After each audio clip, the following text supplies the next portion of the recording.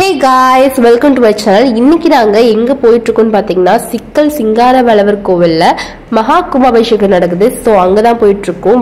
இந்த கோவில் எங்க அமைஞ்சிருக்குன்னு பாத்தீங்கன்னா தமிழ்நாடு மாநிலத்துல நாகப்பட்டினம் மாவட்டத்துல சிக்கல் என்ற கிராமத்துல அமைஞ்சிருக்கு.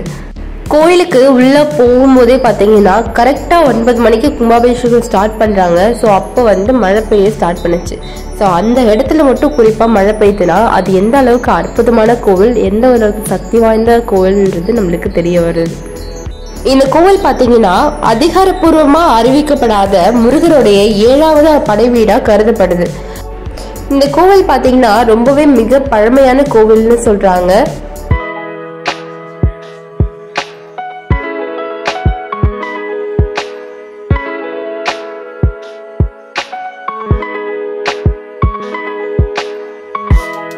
முடிச்சிட்டு கும்பாபிஷேகம் நடத்த போறாங்க.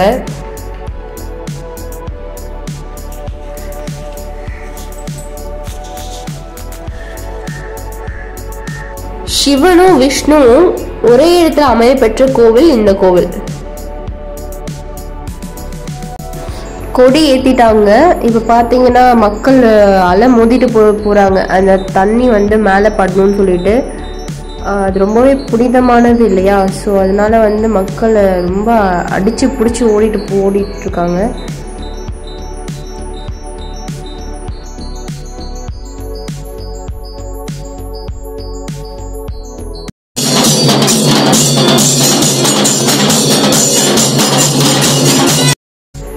இங்க பாருங்க, இங்க பாத்தீங்கன்னா தெரியும் வேல் நெடும் கண்ணின்னு சொல்லிட்டு அந்த பார்வதி அங்க இருக்காங்க. அந்த இடத்துல தான் என்ன பண்ணாங்கன்னா பார்வதி முருகர் கிட்ட வேலை கொடுத்தாங்க. ஸோ சிக்கல்ல வேலை வாங்கிட்டு போயிட்டு தான் என்ன பண்ணாருன்னா திருச்செந்தூர்ல சூரனை சம்ஹாரம் செய்தார்னு சொல்றாங்க. அந்த வேலின் சிறப்பின் காரணமாக சிங்காரவேலருக்கு வியர்வை வெள்ளமா பெருகி ஓடிச்சான். அந்த சிலையில எப்பவுமே வியர்வை வடிஞ்சிட்டு இருக்குன்னு சொல்றாங்க. கலச தண்ணியில இப்ப அம்மனுக்கு அபிஷேகம் நடக்குது. இந்த வேல் நெடுங்கண்ணி அப்படின்னு சொல்லிட்டு எப்படி பேர் வந்துச்சுன்னு பாத்தீங்கன்னா வேல் போன்ற கூர்மையுடைய கண்களை உடையவள் அப்படின்றது தான் இதனுடைய மீனிங் சொல்றாங்க.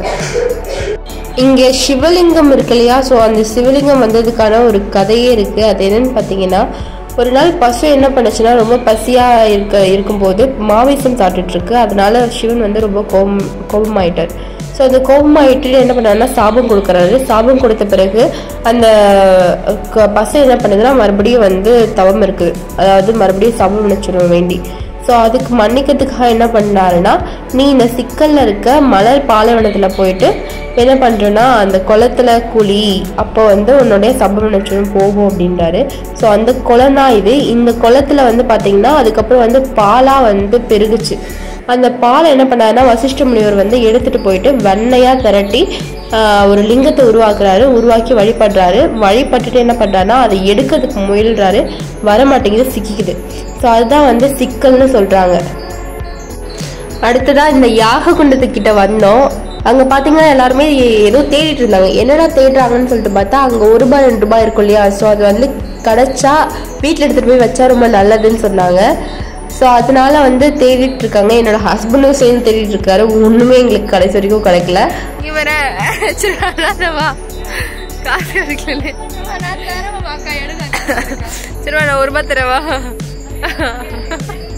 இங்க பாருங்க ₹1 இருக்கு. எல்லாருமே அந்த யாக குண்டத்துல போயிட்டு தேடிட்டு இருக்காங்க. நாங்க என்ன பண்ண போறோம்னா பிராங்க் பண்ண போறோம். இந்த ₹1 போட்டு யார் எடுக்கிறாங்கன்னு பாக்கலாம். தேடு புஜ்ஜிமா இருக்கா இல்லையான்னு பாரு.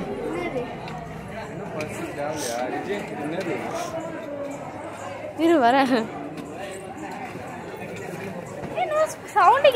இருக்கா? கிடைக்குதா?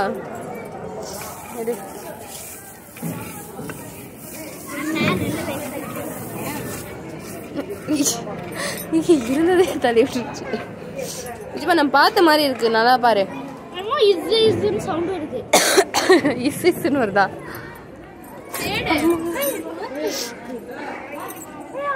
புஜ்ஜிமா இங்கதான் இருக்கு. ₹1 கிடைச்சு பார்த்த மாதிரி இருக்கு பாரு.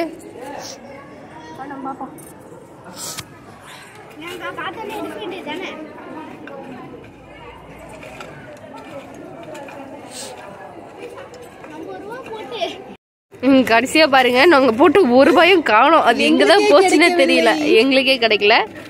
ஸோ பிராங்க் வந்து ஃபெயில் ஆயிடுச்சு. நம்ம விட்டு போறோம். இது வேற யாருன்னா வந்து தேடி எடுத்து அது கரெக்ட் கரெக்ட். பிராங்க் வந்து ஃபெயில் ஆயிடுச்சு. இப்போ நம்ம வீடியோவோட எண்டுக்கு வந்தாச்சு. ஷேர் பண்ணுங்க, கமெண்ட் பண்ணுங்க, மறக்காம சப்ஸ்கிரைப் பண்ணிடுங்க. பாய்.